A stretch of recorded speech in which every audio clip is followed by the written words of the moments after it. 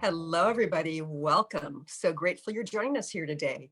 You might be listening live on transformationtalkradio.com around the world, on KKNW AM 1150 in the Seattle area, Facebook Live on my professional page, or after the fact on one of the dozens of podcasts it sends up.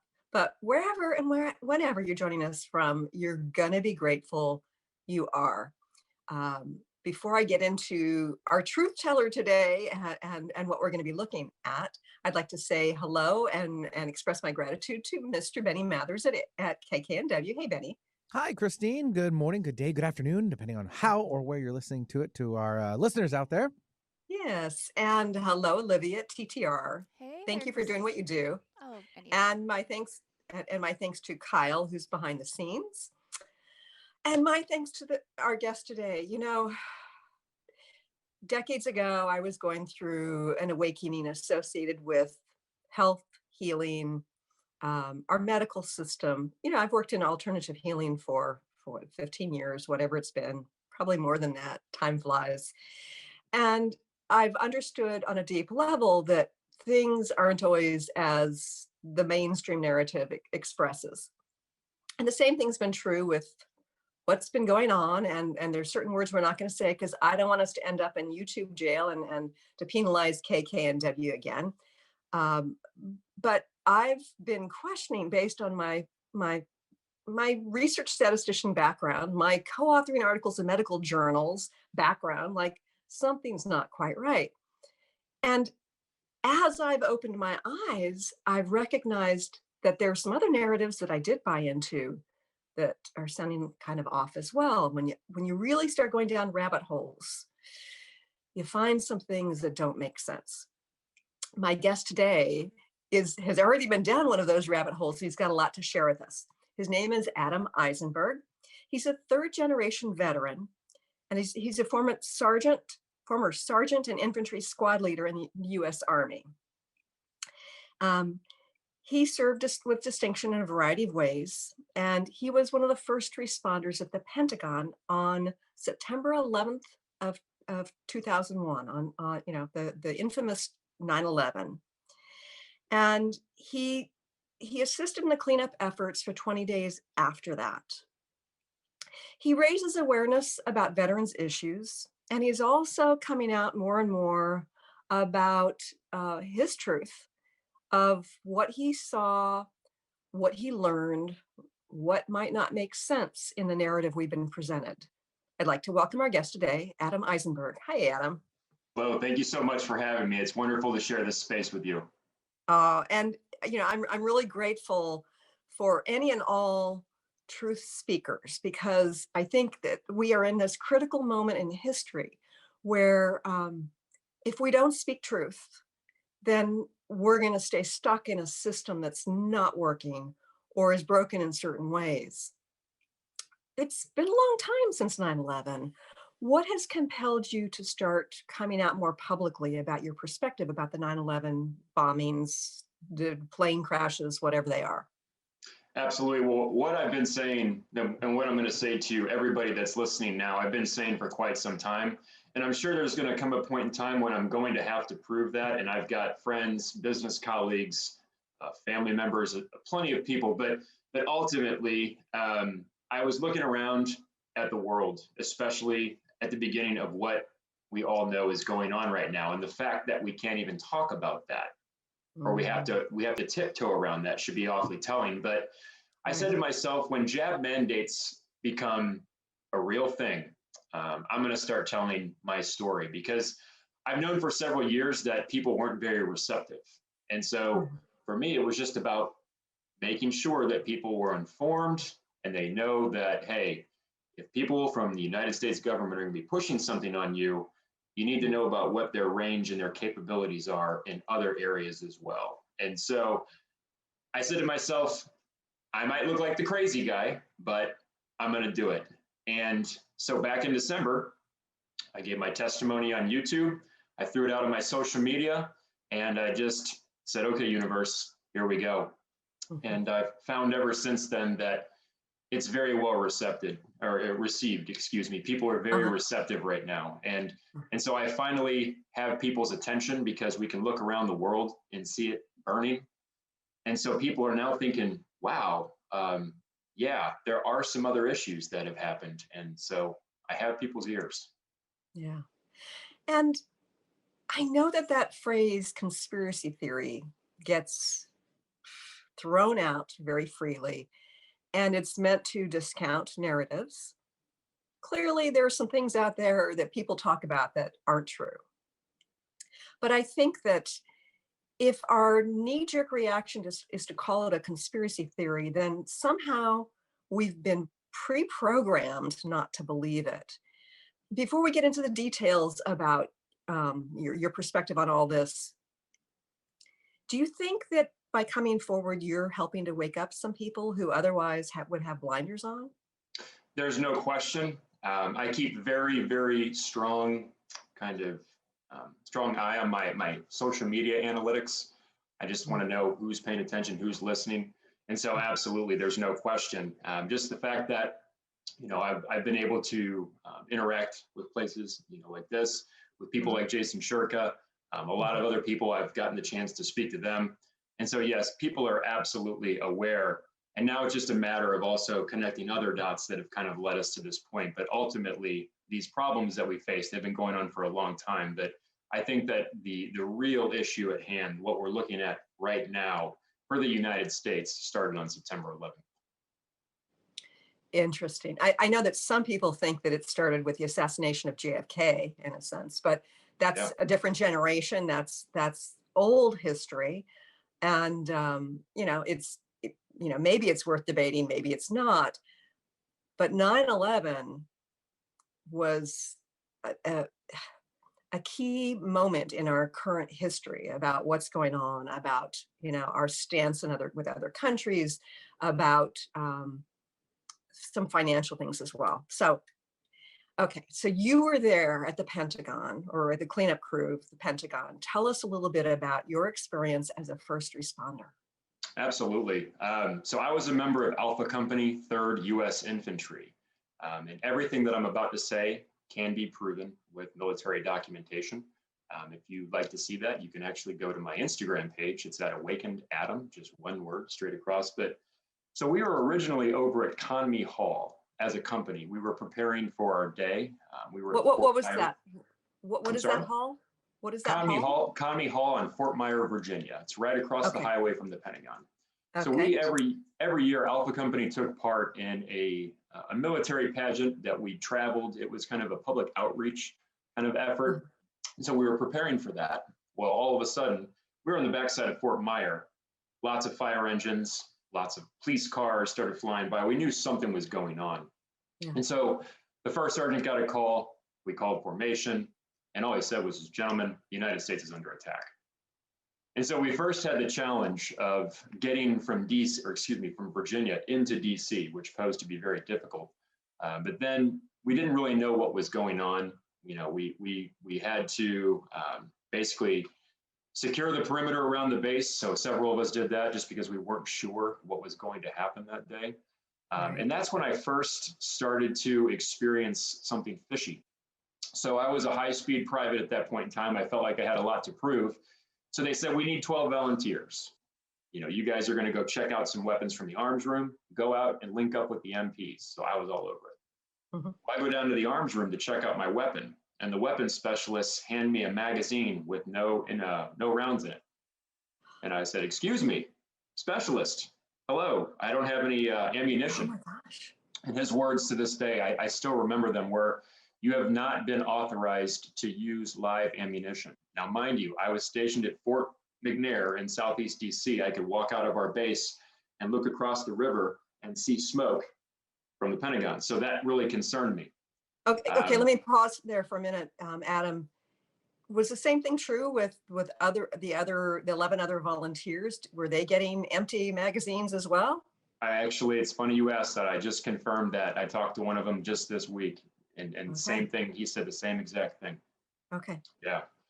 But so I wasn't one of the people that originally was running into the hole. So I was a person, I was a part of a multi-company effort with the old guard to basically go on site and, serve in an needed basis. And so that is removing this equipment, finding this, this bodily remain, finding this, finding that, whatever, come here, come there, just do whatever we need, and then, step off. And we did that from September 11th until September 30th, I believe, October, like right in that neighborhood. My military documentation has it.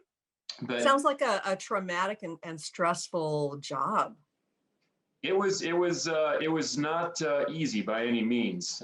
The military took great care of us while we were on site. When we weren't inside the building, there were so many restaurants there that had set up tents, and they had all this food. There was a lot of things, but yeah, it wasn't easy. It was very difficult. It was very emotionally draining.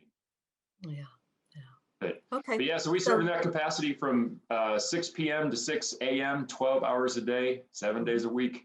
And again, my military documentation will show that. And I say that because there's a situation brewing right now that I'm going to be uncovering soon. The head of the Pentagon cleanup is speaking very aggressively and very loudly about me not being there. And so, yeah. Yeah. So stay tuned there. Sorry, I had to get that off my chest. But well, and one of the things that I've learned is that when things get censored, when things disappear, when people are immediately discredited, then I mean, it's not always true, but it makes me curious as to why. Like if somebody's just saying some crazy stuff, then let them, right? What?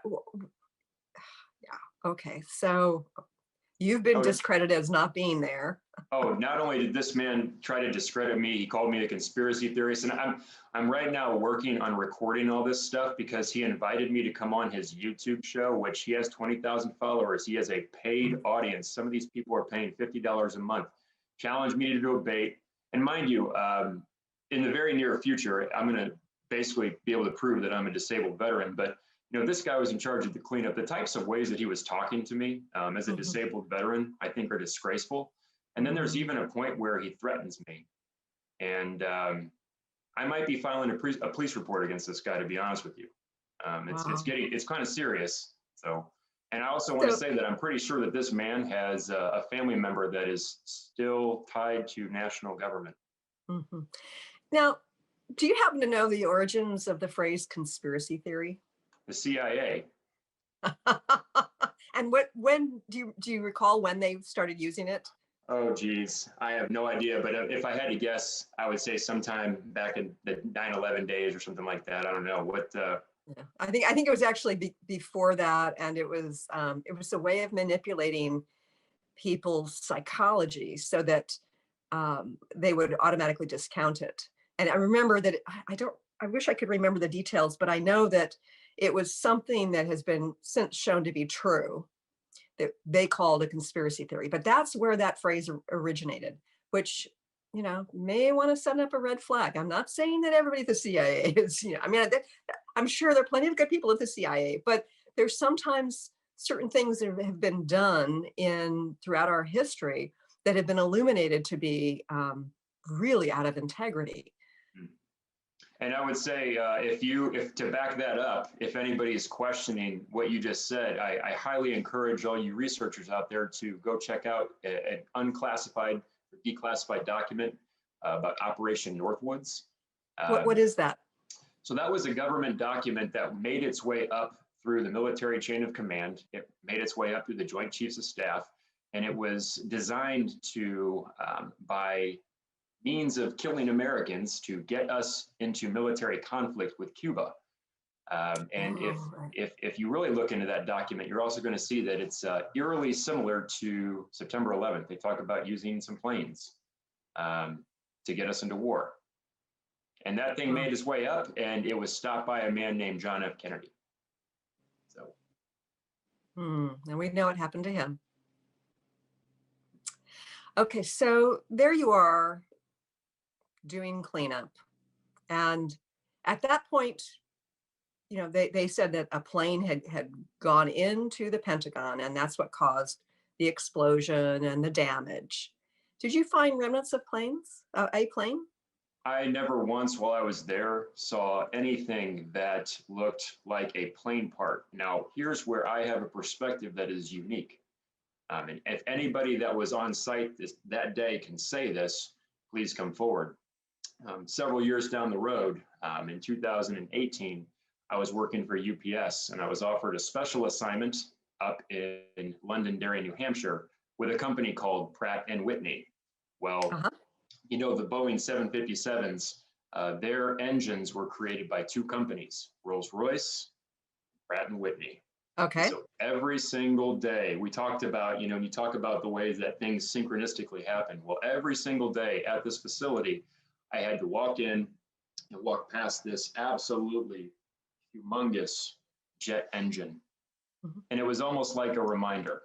It was just, you know, you need to look at this again, because the remains that were there were so small, and pictures don't even do it justice. And I've certainly got a ton of incriminating pictures, Mhm. but I never once saw a piece of a plane part, anything. And I think my pictures are pretty obvious.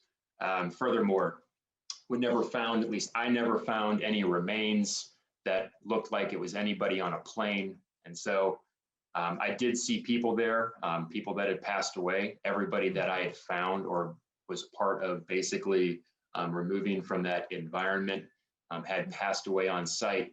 And as I mentioned in my testimony, the most eerie thing is that I started to find people in rooms that were deceased, where it was clear that there was no contact with a plane. There was a boardroom specifically that brings that to mind. The boardroom was still intact. Everybody was still in their chairs, and they basically died in place. I don't know how the physics of that work, but Wow. that was another thing that kind of woke me up. But no, I'm going to say right now, and there's a team out there that has done some fantastic work. They're called the Citizens Investigation Team. They've pointed out that, and I haven't been able to figure this or prove this, but they even said that none of the parts that came out of that building that day were positively identified to being attached to that plane. So that's still ongoing research that I'm doing, but those guys have done some fantastic work. And I encourage everybody to check out their work. They've got some videos that are pretty illuminating. So I'm thinking in terms of the poor people who passed in that boardroom, bodies still intact. You think about, if it's not force, then and it would have been fire, you know, it might have been smoke, but it would be, if there was smoke, you would think that they wouldn't be sitting in the chairs. So you're thinking, what comes to mind for me is chemical or biologic, you know. And I suppose it's possible that there was something on a plane that hit it that had that stuff in it, but it is rather surprising.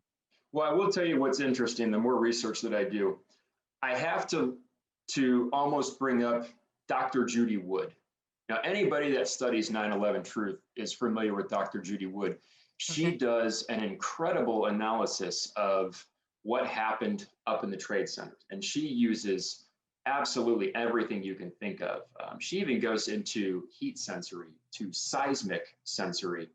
This woman is brilliant when it comes to engineering, and so she's written books.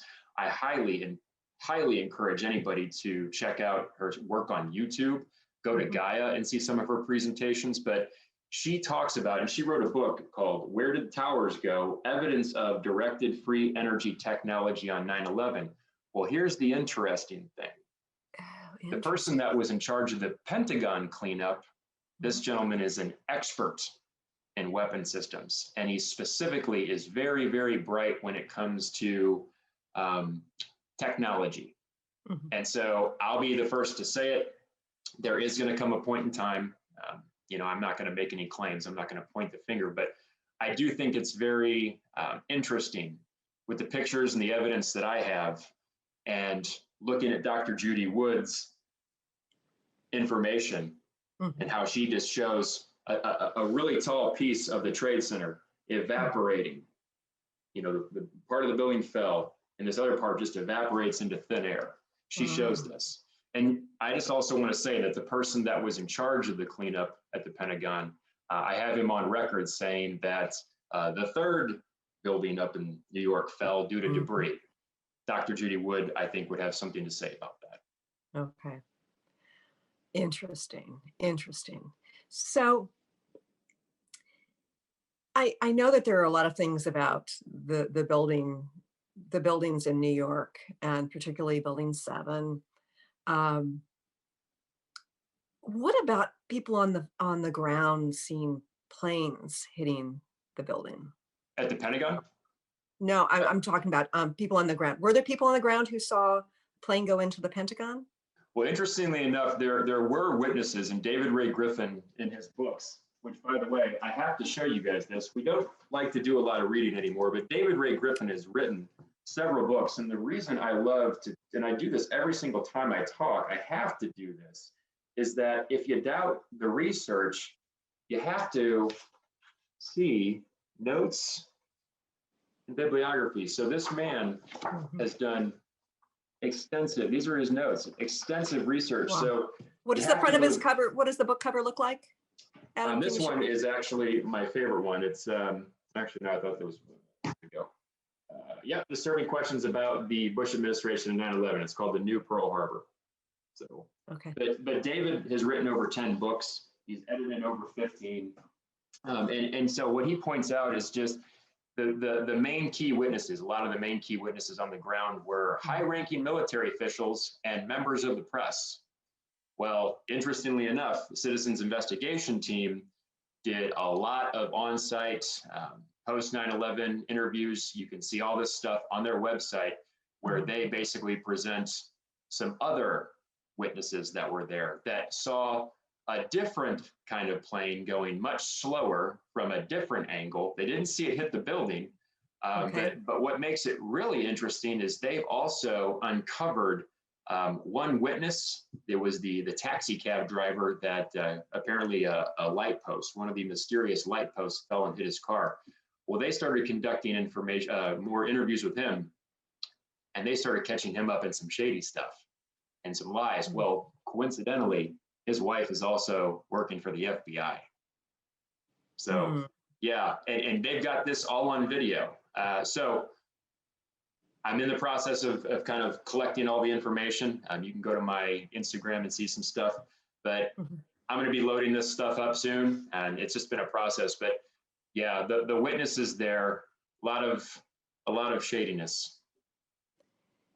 Okay, so the plane that was seen, according to witnesses, it was flying in a different area than what was hit, it sounds like. What kind of plane was it? Was it a commercial plane or? Yeah, they said it wasn't. It was a bigger plane. They said it didn't. It was a bigger plane. It looked like it was a commercial plane. They said, but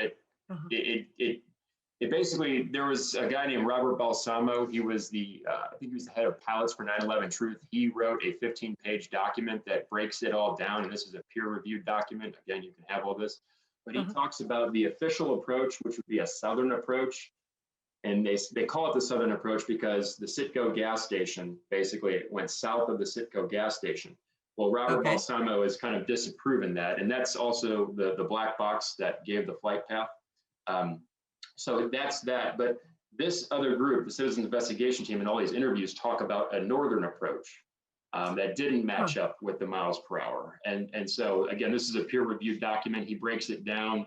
It just talks about how the physics that took place don't make any sense. And the light posts that got hit and the damage that was done doesn't make any sense. And then furthermore, where I really just hammer on everything, and Dr. Judy Wood says you have to look at the evidence, is the way that the Pentagon was hit. That approach doesn't make any sense. So interesting. And so if it were just, one or two people observing and witnessing it, and I mean, we know that witness reports can be off. There have been studies that have indicated that. Sure. And yet if there are enough people and there are enough inconsistencies, you have to ask yourself why. We're going to talk more with Adam here in just a few moments. And when we return, I'm going to explain how 9/11 started my path to become a healer. Stay tuned for more here on the Christine Upchurch Show.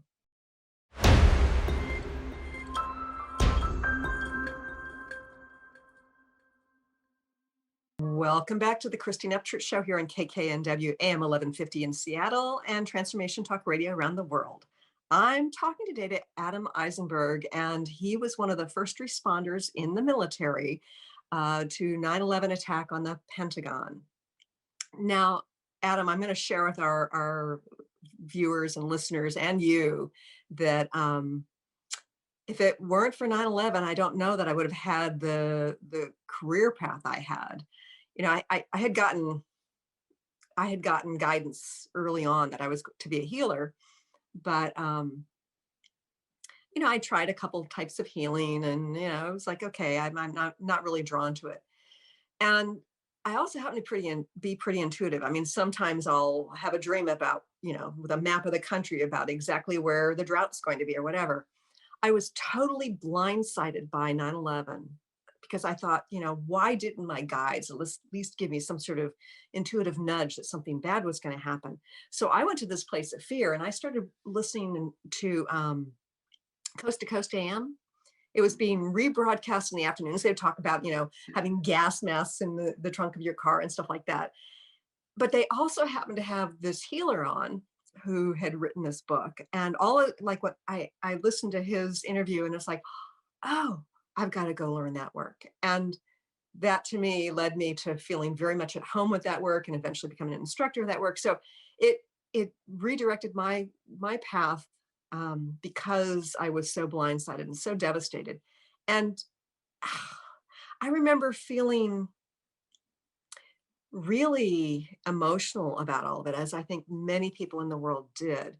And I think about how we had this opportunity to kind of take the compassion from the rest of the world and create greater unity. And that's clearly not what happened. What's your perspective on how things unfolded, say, in terms of how things went down with the various buildings, what happened financially with war and that sort of thing? And do you see it as fitting into a narrative or fitting into a plot? 100%. So not even, I think 10 days, and this is a testimony you can find. General Wesley Clark, when he was walking through the Pentagon, he was visiting, stepped into somebody's office. And again, I don't want to dive too much into what he says because he's got several videos out there, but he said that there were several military campaigns lined up, you know, Iraq, Afghanistan, Syria, all these places, 9 days after September 11th. And his words were policy coup, that the Bush administration had basically undergone a policy coup. And so another book that I would highly recommend anybody reading, The $3 Trillion War by Joseph Stiglitz and Linda Bilmes. You know, it's all right there in front of everybody that talks about the illegal ways we went, how the contractors that received the contracts, most of them were Bush, you know, people that had donated to the Bush administration. But yeah, and then you mentioned it, the financial catastrophes that, of course, nobody is getting held accountable for. And yeah, I think it's a Japanese emperor once said, and I forget his name, it was an emperor and admiral, but he said, if you wanted to bring down the United States and you physically attacked them, there would be a gun fixed behind every blade of grass. Well, I think that the United States, with our laws and our kind of mindset around guns and personal defense, we have to be approached differently than the world. And right. I think you can also kind of look around at what's happening right now, specifically at Israel, at Canada, at the UK and Australia, and kind of see the direction we're heading in. But ultimately, like I said, I do think there's a lot of little things that added up. We're still fighting in Iraq and Afghanistan. The legislation for the Patriot Act's still in place. They can still monitor us at their will.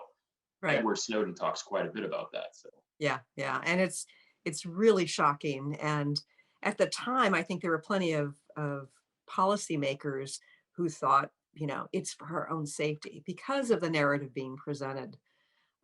Didn't Donald Rumsfeld make a statement the day before 9/11 about something being missing in the Pentagon, being some funds, some gold, or I don't know. There's some sort of documentation in the Pentagon. Do you know I'll be anything honest, about I've that? heard some things like that. I'll be honest, since I've started to really steer the battleship into like being able to focus on this completely. Uh-huh. I've heard something like that, but I haven't Yeah, confirmed it. But I yeah, do think that there's some truth to that. yeah. I've seen a video of him making a statement about it, but I don't recall the details. And, it's like, I don't know if it's connected or not. But when there are enough coincidences, when there are enough things that don't fit, it makes you question the narrative. And I think that although it would be great to figure things out and find out who's responsible and so forth, um, I think what's more important than any of that is to learn that what we hear may not be true. What the media presents to us, what government officials present to us may not be true. And it's not, that's not the case all the time, obviously, but it's really important that we question things. Mhm. Use discernment, use our intuition. These are Yeah. gifts. Yeah. And right now we're so distracted, and that's on purpose. Mhm. Yeah. And so we trust these individuals to make the right decisions. And I mean, just look at the debt that we have right now. I think all the trillions, I think, is Yeah. indicative of the kinds of decisions that are being made right now by these people. So, Right.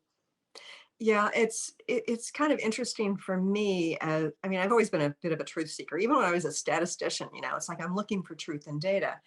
And over the past year, 15 months, whatever it is, I've found myself, at first I thought I'm getting distracted by doing deep dives into things because I'm not finishing my book, or I'm not, there are aspects of my business I was neglecting. And then I realized there is nothing more important than the truth.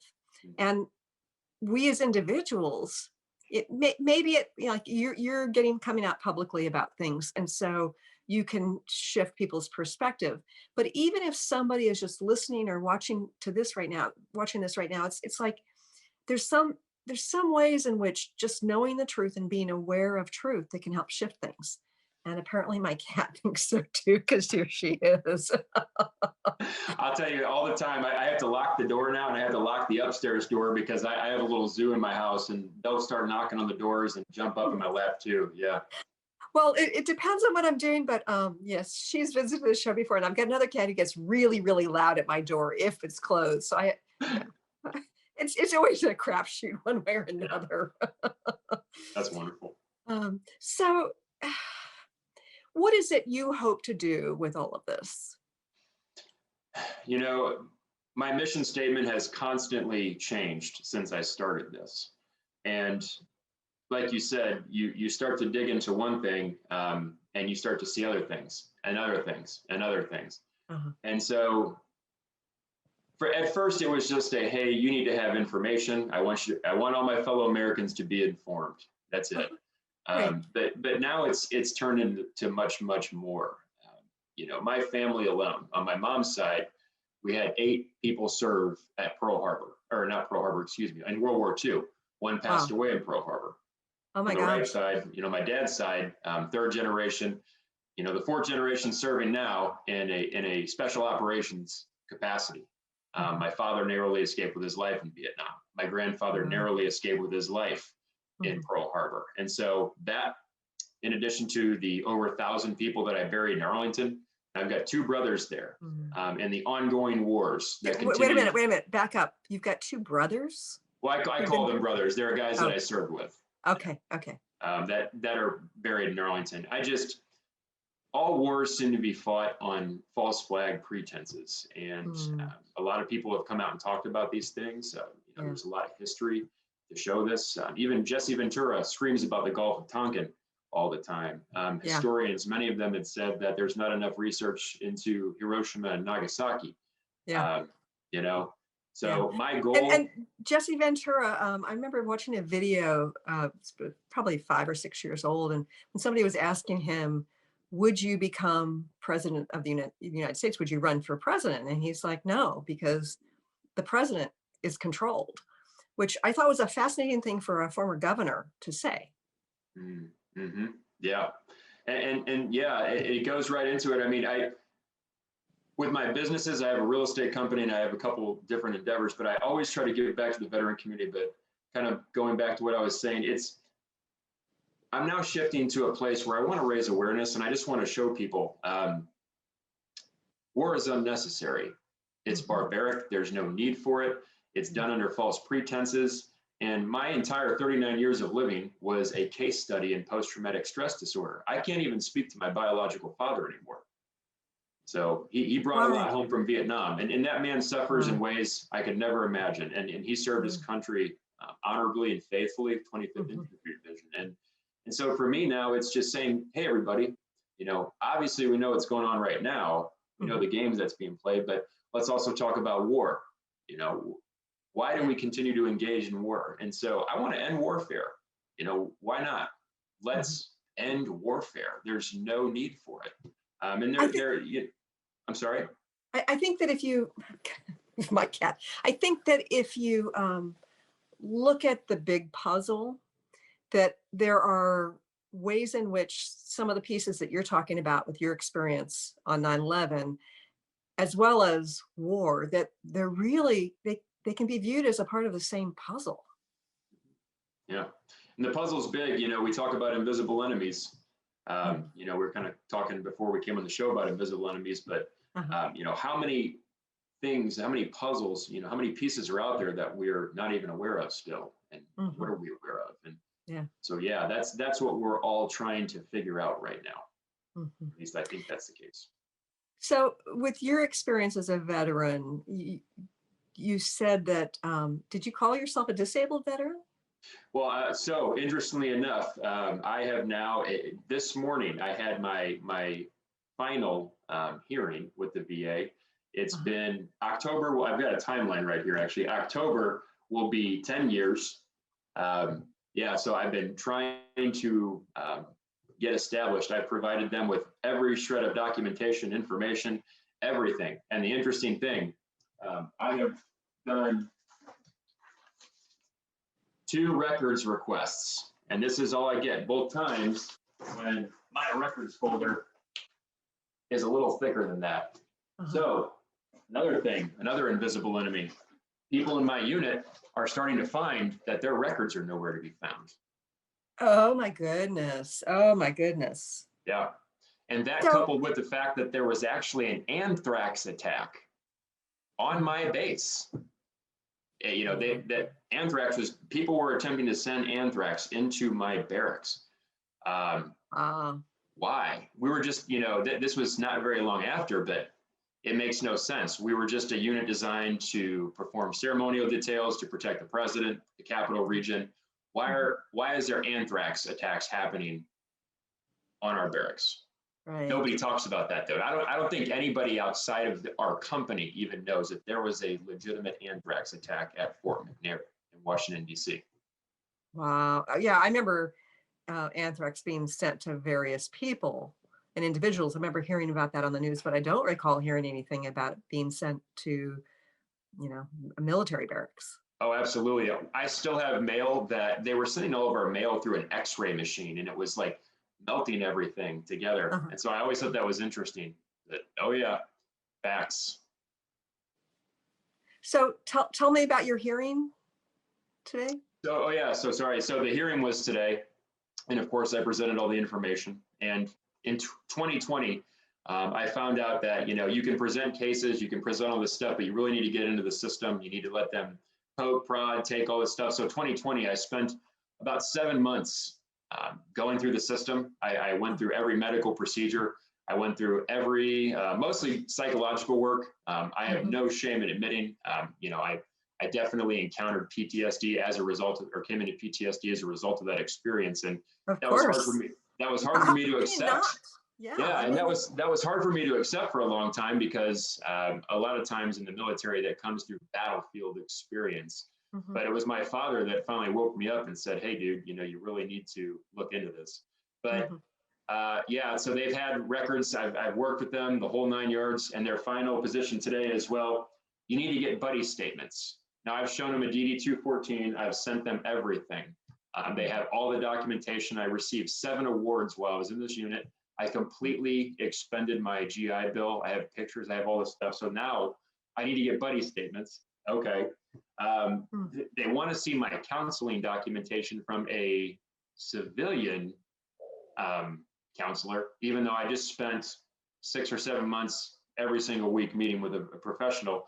And now they also want me to get another evaluation by another doctor. So I'm just going to say it, like, I really might run for office one day with the promise of decimating this organization and rebuilding it, because the Veterans Administration is broken. And there are Yes. people on the ground that are doing wonderful work. I'm not discrediting them. But at the Right. higher echelons, it's a disgrace. It's interesting because I happen to know Daniel Brinkley, um, and he's been on the show before. He's somebody who has experienced 3 near-death experiences. He had a near-death experience in the early 1970s. He was talking on a corded phone and he was struck by lightning, and he was clinically dead for like 25 minutes or something. It was the longest near-death Wow. experience. Fascinating thing. And in fact, he was shown all these different images of what was going to happen in the future, including some of what's going on right now. But his whole passion is to help the VA, help people in the VA. He goes and he counsels those people and sits at the bedside of those people who are passing away, as they're dying. Um, but he's had a lot to say. So I've heard it from multiple people that there are serious issues in the VA, Oh, it's awful. and it seems to me that when we ask young men and women, and sometimes there'll be some older people, higher up, to serve our country, then we should be supporting them, not only during that process, but afterwards as well. 1000%. And I'll tell you another promise I would run on, and I don't know the cost of all this, but if you agree to serve your country, one thing I want everybody to understand, no matter what you do, no matter which branch you go into, it will change you. When you become a piece of that cog in the wheel, it's going to change you. But I personally think that if you served your country, you gave the country a blank check that, said, hey, cash this thing, even if it costs me my life. I think you should get free healthcare for the rest of your life. That's just me. And that would also probably incentivize some good people to serve the country. And it's a litany of stuff. So I'm going to ask you a personal question, but you don't have to answer if you don't feel comfortable. But do you feel that experiencing your own cognitive dissonance about what you saw and the narrative has attributed to aspects of your stress associated with this? Now, you mean Like which experience? the things that you've seen, you say don't add up. Does that cause you additional stress because? Oh my God! So for years, I second guessed myself, and that's another invisible enemy, the enemy that's up here. It forced me to second guess myself, and even then, just knowing that the kind of claims I was going to make, that the dissonance out there that just people will not accept it. So I was trying to kind of make sure that I was absolutely seeing every single thing for what it was. But it even with my experience on site, even with my experience as a person that had FAA accreditations through the Lufthansa organizations to inspect incoming and outgoing cargo at Pratt & Whitney. I was one of 3 people in this building, 750,000 square foot building, $2.3 billion in aeronautical parts, I believe. But having that experience and then being able to have hands-on inspector experience every single time a part goes out to be basically put into a jet engine, it has to be looked at. I had the authority to do that. So even then I was like, am I right about this? And then I had to start digging into the books. And when I really started to look at all the pictures, look at all the independent research, that's where the truth really lies. The media was really hushed, and there's so many different media anomalies that every single truth movement points out. But it's tough. But getting over this was a little bit of a hurdle because I knew what kind of criticism I could potentially be facing. I know that people are generally aware of gaslighting that can happen within the context of relationships, where you're like in a relationship with a narcissist, and they do something, and they're like, well, all I did, you don't deserve to feel that way. All I did was, or no, I didn't do that. I didn't say that, when in fact they have. But I think about how we may be gaslighted as citizens on a more collective level, Mm. and how it's this dysfunctional relationship between what we sense, what we see, what we feel, and what's getting told to us. And I think about how damaging that is for us. And it continues to happen. And when people question the decisions that are being made, maybe it's a C-level executive, a Fortune 500 company, an elected official, they just keep getting away with it, and so ultimately, why does that keep happening? Why are we allowing this broken system to continually exist? So we have to, I think our challenge is we have to kind of rise from the ashes. We have to, within the boundaries of the law. And I have to say this every time I talk to people, the claims that I make might stir some people up. And I never, ever, ever promote violence. That's not going to get us here. And I would even actually say that the people in government probably want us to get violent, so that way they can start, giving themselves more authority to take more of our rights away, which I'm not surprised that, after this terrible incident where there was a shooting, the gun control now thing keeps coming out and coming out. And if you talk to any person that's in any of these places where lockdowns continue to take place, and I'm so fortunate to maintain or to establish these friendships with these people all over the world, but they're like, you're so lucky you have the right to buy guns and ammo like that. And I can't believe that people are wanting to give that away. That just makes no sense to me. And like, I've never wanted people to give that away, but I've for a long time I thought, why would you want to have guns? And if and people would talk about, I mean, there's hunting, there's things that people want to protect themselves with individuals, but I've heard people over and over say, well, it's gonna, could be the last ditch effort to protect ourselves from an authoritarian government.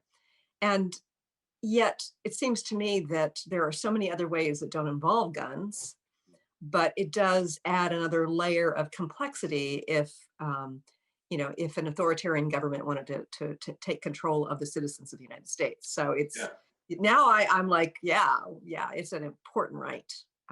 Every single country where tyranny has taken place, they took the guns. So okay, so share with our viewers and listeners how they can connect with you, where they can find more information. Absolutely. So my Instagram, Awakened Adam, that is really kind of my nucleus. That's really my healing journal. When I moved to New Hampshire, I started that. I thought I was going to be up in a beautiful part of the world. And I just grew to really enjoy the platform, even though it's a censorship platform. So that's where the majority of my work is done. As I steer the battleship. And what's it called? Awakened Adam. It's just Awakened Adam. Okay. Yep, Awakened Adam. But so that's really where it's at. I've got a link tree that I'm updating, and I'll be the first person to admit all of my information that you've seen, even in my vault. Like I'm continuing to put more and more information out.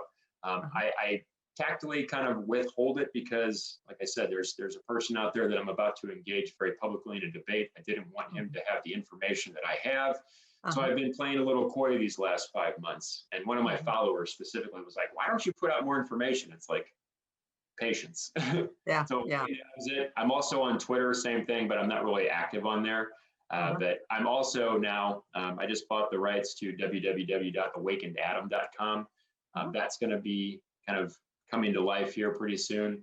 And then last but not least, I would also encourage everybody to go check out the Academy of Divine Knowledge.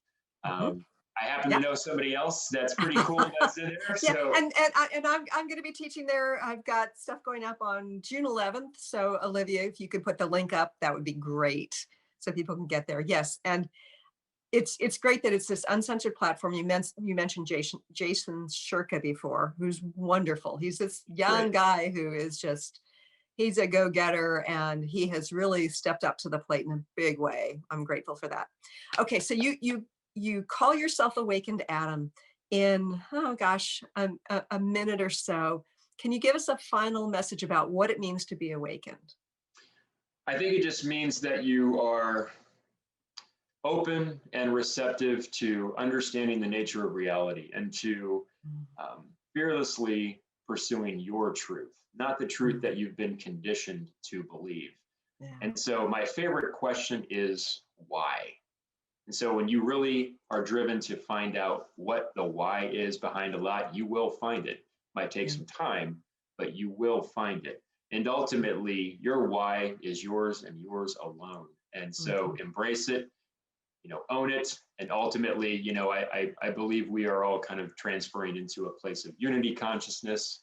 And I can't wait to see what that looks like. But really, it's just trying to understand the nature of reality at a much deeper level. So. Yeah. Oh, so important.